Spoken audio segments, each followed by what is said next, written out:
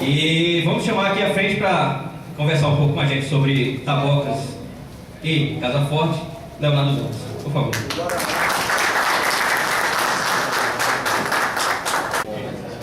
Na realidade,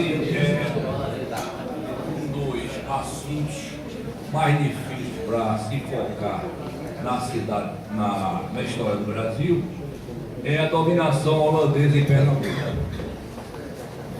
Porque tudo no Brasil se faz com muita paixão. E em Pernambuco se faz com paixão e meio.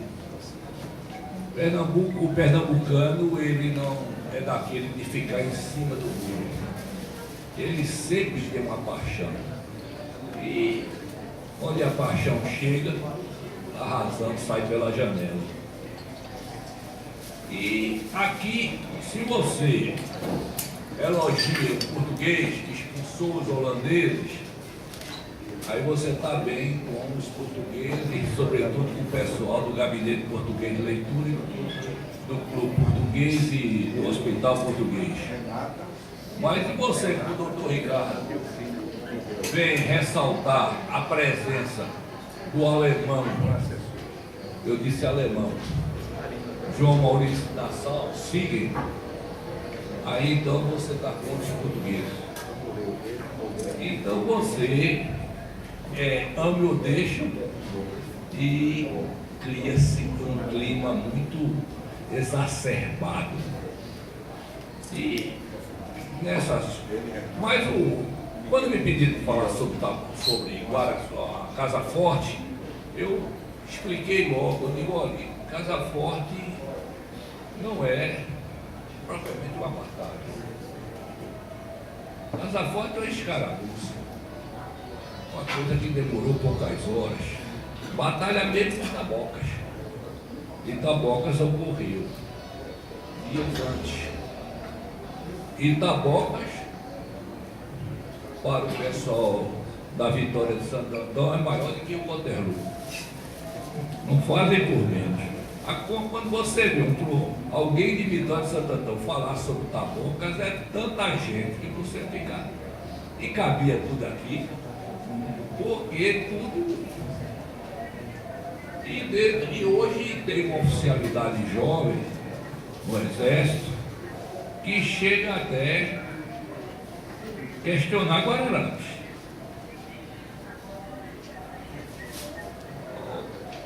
Apesar do nosso Zenildo Soromacho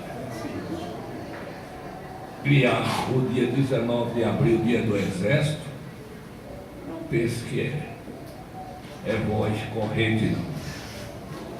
Tem um grupo no Exército que diz que foi uma batalha, foi uma medição de forças, mas o Exército brasileiro realmente não estava constituído como o Exército brasileiro. Então, vamos discutir. Então, eu digo que é realmente, e sobretudo, é como a história de quando se criou a República, os republicanos, que grande parte eram das Forças Armadas, do Exército, sobretudo, criaram a figura de Tiradentes. Mas os pernambucanos reivindicavam Frei Caneca. E cria-se um clima a ponto de se orientar os pintores da época, os pintores que não existia nenhuma imagem de Tiradentes fidedigna. Então criaram Tiradentes com aquela figura do Cristo. A forca era semelhante na pintura de Vitor Meirelles, a cruz. E o Tiradentes, que ninguém sabe se ele tinha barba ou não, passou a ser o Cristo. E por que não Frei Caneca? Lembre-se que Frei Caneca era um herói pernambucano do norte e revolucionário e separatista. A República não está nem querendo ninguém separatista como o Marte da Pátria. Mas voltando ao nosso assunto, Quando João Maurício Nassau deixa, João Maurício Nassau, todos sabem que foi um nobre alemão, e esse nobre alemão, ele foi escolhido pela Companhia das Índias Ocidentais para administrar o Brasil holandês.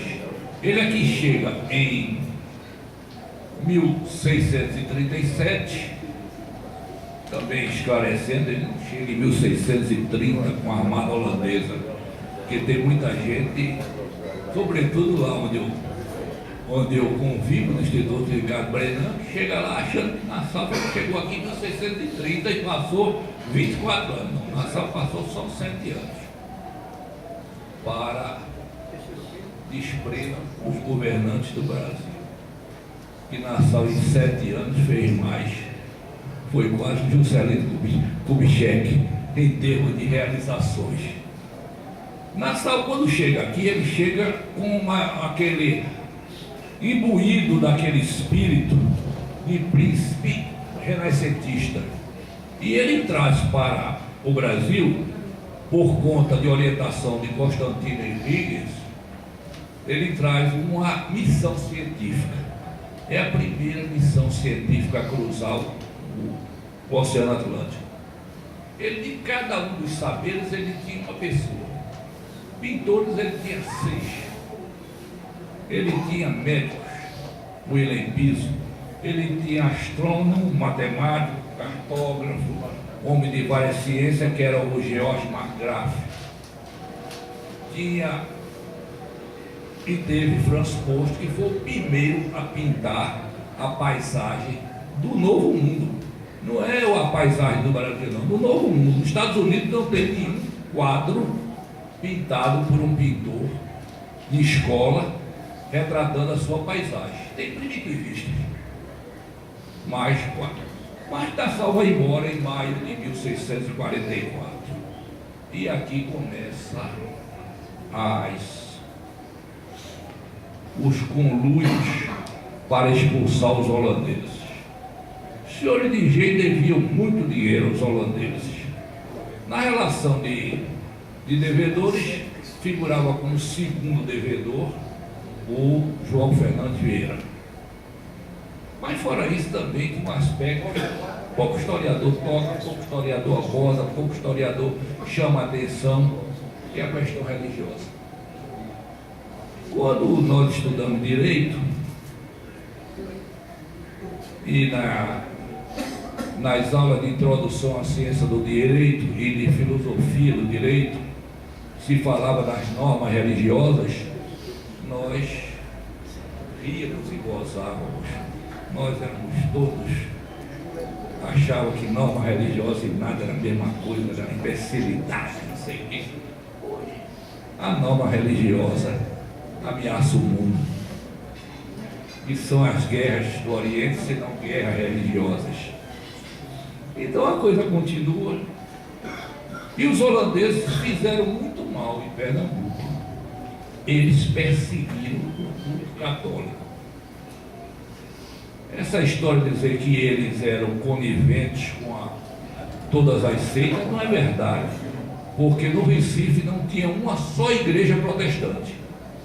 O culto católico era proibido. O culto católico era permitido tão somente nos engenhos. Porque um aspecto muito simples. Se não benzesse as moedas, não tinha moagem. Ninguém se aventurava a botar a mão numa moeda sem que o padre viesse lá e chamasse, benzesse as moedas e fizesse aquilo que ainda hoje tem nas nossas usinas, a chamada festa da putada. Então, começa a haver aquele movimento surdo que acontece a partir de 1645, na várzea do Capibaribe, e com isso aí eles começam fabricando dentro dos seus engenhos chamadas foices e facões, porque eles não tinham armas. Então, foices, facões, pau-tostados, era o próprio arco e flecha dos índios, eram as armas daquela milícia translocada que iria combater os holandeses. Portugal manda para o Brasil, para Pernambuco, Antônio Dias Cardoso, que era um militar, e vocês militares procurem conhecer a vida de Antônio Dias Cardoso. Ele foi por toda a vida militar. Ele nunca se afastou um só momento das fileiras. Antônio Dias Cardoso foi um grande estrategista de toda essa guerra de emboscadas. Porque enquanto o holandês tinha a formação dos seus exércitos, aquelas formações de Gustavo Adolfo, que era um príncipe sueco, rei sueco, que naquela época praticamente todo o manual militar era das batalhas de Gustavo Adolfo, aquela formação de exército e quadriláteros, tudo daquilo estava a maneira dos indígenas, que era chamada guerra de emboscada, que veio da nossa guerra de guerrilha. Guerra essa que muitas vezes levou vantagem porque o holandês, ter sido formado na tradição europeia, por vezes não quis retirar suas tropas, como na Batalha de Guararapes, na madrugada, para não parecer covarde. E com isso deixaram mais de 5 mil mortos aqui. Você imagine que é o Recife perder 5 mil mortos, 5 mil pessoas de sua população. E a população do Recife naquela época perder mais de 5 mil holandeses só não, tinha gente de tudo que era lugar. Então era um exército mercenário, porque a Holanda é pequenininha. Então recebia soldados por conta das guerras de Flandres, recebia soldados de todos os países daquela época. Mas eles, os holandeses, saíram com uma coluna não muito grande, segundo as fontes holandesas, que é a que eu me baseio mais, que são mais exatas, e vão em busca de um gado em cova de onça. E com isso aí, os holandeses se adentram e chegam às margens do rio Tapacurá, e enquanto Dias Cardoso, com os seus milicianos, os espreitava de cima do morro. E o nosso Antônio Dias Cardoso, que aqui eu tenho a anotação, ele ingressa no exército português em 1624. Então, em 1645, ele já tinha 20 anos de experiência. Ele era o chamado mestre das emboscadas. Então, quando em 3 de agosto de 1645, aquele grupo de militares holandeses vai em busca do gado que pertencia a João Fernando Vieira, eles são surpreendidos por aquela quantidade de guerrilheiros, e que ele, no primeiro momento, eles fazem a formação e vão de encontro, sendo que eles recuam e entram no Tabocal, e com isso aí são dizimados numa luta que durou cerca de 3 horas. E o exército, com aquele contingente holandês,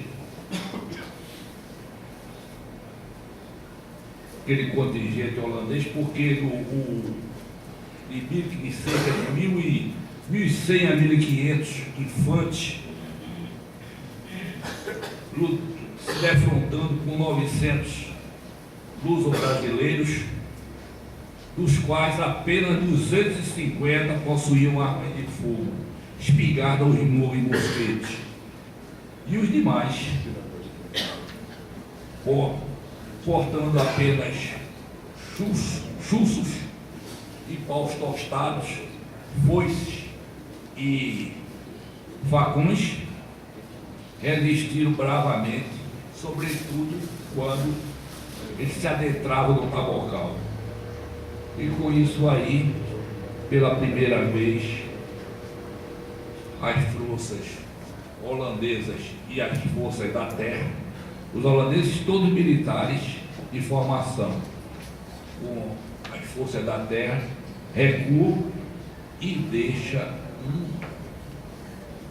botim em armas, em alimentos, o que havia de melhor. E isso aí serviu para que as forças locais, pela primeira vez, conseguissem um armamento mais atualizado. Os holandeses finalmente bateram retirada, foram pernoitar no Engenho Moreno. Foram uma noite de chuvas torrenciais e enchente de rios. Foram dizimados por conta da tropa de reserva que João Fernandes Vieira tinha em cima do morro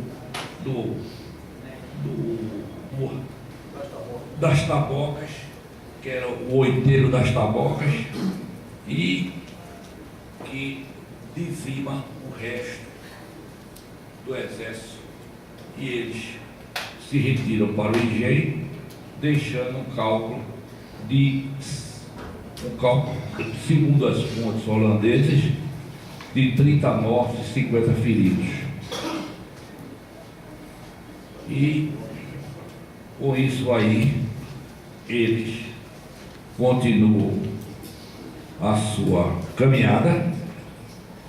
O exército era comandado por coronel Hendrik van Haus, e ao passar por Abipuco, eles tomam o engenho Abipuco e com isso faz prisioneiras um grupo de mulheres, as chamadas damas pernambucanas.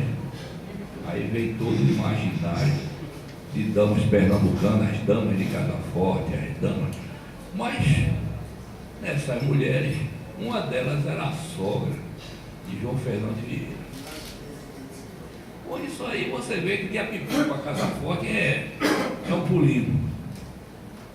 Eles vão para o engenho Casa Forte, que tinha o nome Casa Forte, não era por outras razões não, era realmente uma casa forte. Como o engenho da torre, era um engenho que tinha uma torre de atalaia, uma torre de vigia. Aí depois se diz que foi por conta da igreja da torre. Eu tenho minhas dúvidas, eu acho que existia uma torre de vigia, porque já no regimento de Tomé de Souza já exigia que existisse uma torre fortificada para cada engenho. Então, eles com isso, eles ganham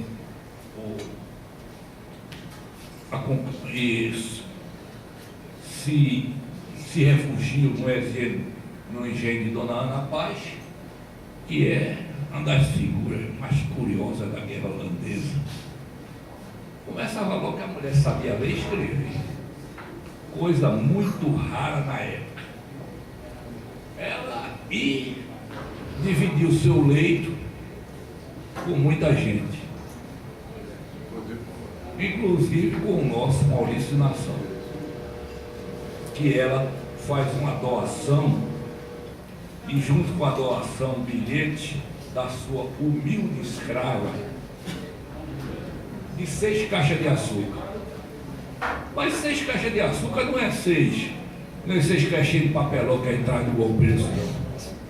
Cada caixa de açúcar pesava 300 quilos. e valia muito dinheiro. E ela manda essas 6 caixas de açúcar juntamente com um bilhete. Depois, ela era casada com um chefe da vara pessoal de Nassau, que Nassau denuncia ele por traição e manda ele para Holanda. Lá ele responde por crime de Tourlon, ele responde por crime de traição, mas é absolvido. Mas coitado, sofre tanto na prisão e quando sai ele morre. E a dona Ana Paz casa aqui com um conselheiro do governo Brasil-holandês e volta para a Holanda, onde tem alguns filhos, tanto com Tourlon como com o seu último casamento. Mas com isso aí os holandeses só têm uma coisa: eles isolam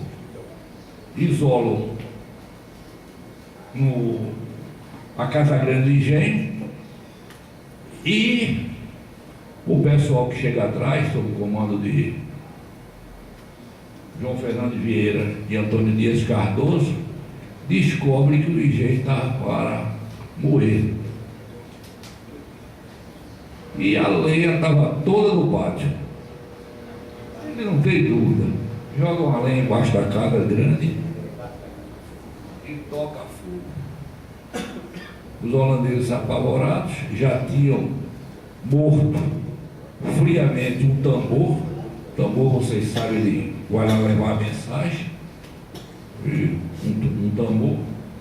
E com isso aí eles tinham também ao seu lado, não só as tropas holandesas, mas também cerca de mais de 200 índios tapuias que lutavam ao lado dos holandeses. Eles colocam as mulheres nos parapeitos das janelas e com isso aí cria um escudo humano para se proteger do assédio das tropas luso-brasileiras. Eles silenciam as armas, tocam fogo na casa e vão tomar a Casa Grande do Engenho, Casa Forte, em arma branca. E com isso aí só tem o caminho das tropas holandesas se renderem. Nessa rendição acontece um dos grandes morticínios da guerra holandesa. Eles passam a fio de espada 200 índios, pelo menos. Mas a historiografia oficial não ataca bem esses aspectos, não. E com isso aí eles sitiam o Recife, que passa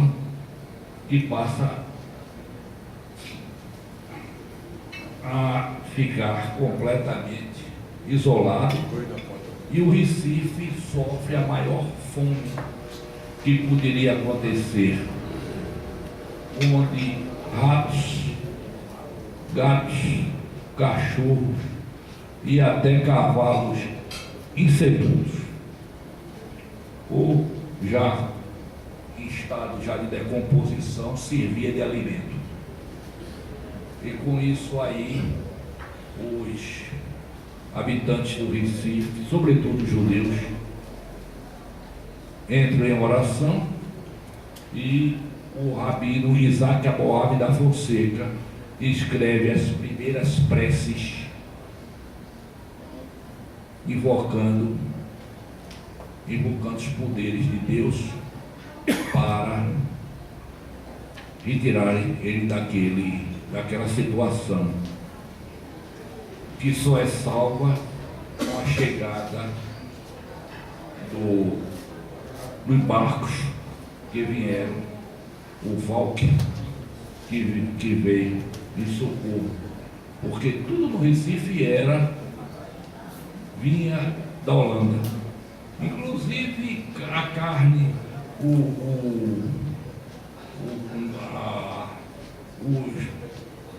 carne e até como se chama, cães e gatos e prostitutas vinham da Holanda. Era abastecido de holandês. Porque o holandês também não praticava muito o sexo com os nativos. Eles tinham preferências pelas mulheres holandesas. E com isso aí disseminou a epidemia de sífilis, que isso praticamente foi a grande destruição.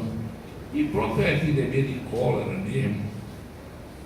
E o próprio Nassau, ele sofre com a epidemia e vem se refugiar aqui na Cabunda, onde que ele faz uma casa para ele chamada La Fontaine e passa algum tempo. E dessa casa, por curiosidade, surgiu a primeira fábrica de cerveja do Brasil, que foi criada em 1641.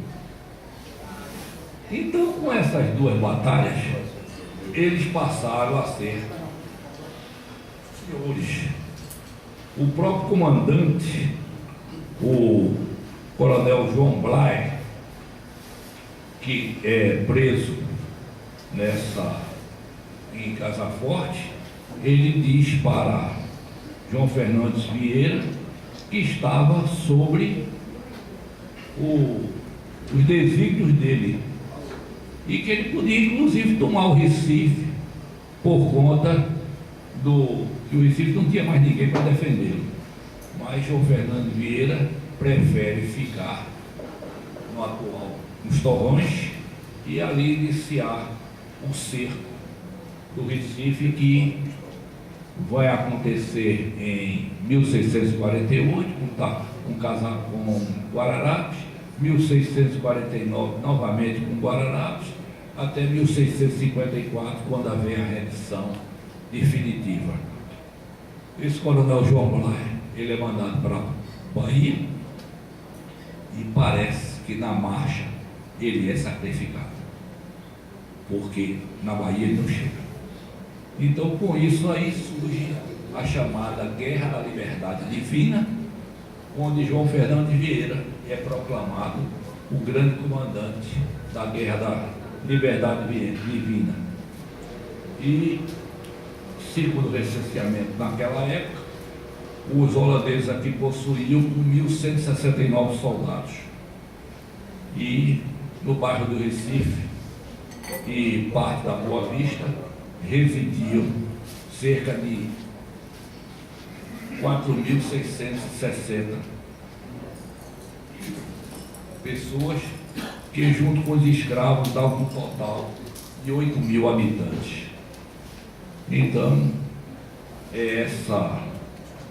houve também nesse momento a primeira cunhagem de moedas opcionais, porque os holandeses, não tendo dinheiro para pagar a sua tropa, pegam os caixões de ouro que iam para a Guiné, e aqui eles punham umas moedas para pagar a soldadesca. Dessas moedas nós temos algumas lá no Instituto Ricardo Brandão. Portanto, meus amigos, eu peço desculpa por ter chegado tão atrasado, porque eu venho exatamente da Vaza do Capivari, venho exatamente do engenho de João Fernando Vieira, mas em tempos que o trânsito praticamente é contra todos os prognósticos. E muito obrigado, fiquei muito feliz em estar novamente junto a vocês, reencontrar com o meu amigo de infância, João Ricardo Tavares de Lima, que estudou comigo um ano primário, 4 ginasiais, 3 científicos. Só não foi para o CPOR, eu só não entrei no CPOR porque, lembre-se, estava em 1964 e aluno de direito do CPOR não era bem-vindo. E eu pesava 52 quilos. Então eles arranjaram logo um jeito de dizer, vai procurar teu rumo. Eu era aluno de direito e já era jornalista. Não era uma pessoa das mais simpáticas para pertencer ao CPOR, mas João foi no meu lugar e concluiu direitinho lá tudo que devia concluir. Pronto, e hoje eu trabalho com um homem que tem a maior apreço ao CPOR, porque ele não só foi de CPOR, como obrigou todos os netos a seguir o CPOR. Então, o doutor Ricardo Brenão manda para vocês todos, sobre o que eu vinha falar aqui, esse leve meu abraço. Muito obrigado. Aqui o livro do professor Leonardo Dantas, Holandeses em Pernambuco, 1630 a 1654. Está na livraria Cultura, professor? A Cultura esgotou, mas eu estou repondo. Mas encontra-se atualmente na livraria Chaqueira e na livraria da Praça de Casa Forte. Está feito, mexe. O nosso diretor ambiental não sente não, quero que você vai receber outra coisa. Ele tem o costume de presentear também os nossos apreços com a muda de pau-brasil à arte nacional. Por favor.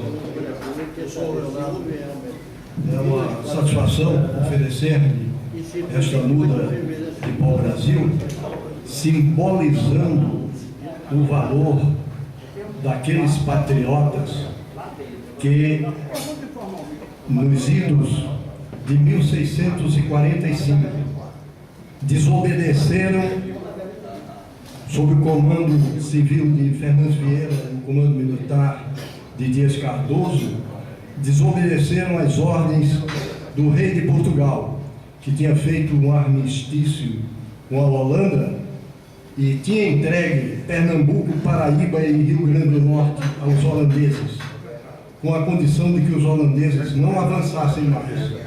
Entretanto, Nassau, rompendo o acordo, foi atacar o Maranhão e foi derrotado. Então, essa semente de brasilidade que brotou no Monte das Tabocas, em Casa Forte e nos Montes Guararapes, essa semente de brasilidade é simbolizada por esta árvore, que é a árvore nacional, que fica muito bem nas mãos desse brilhante historiador.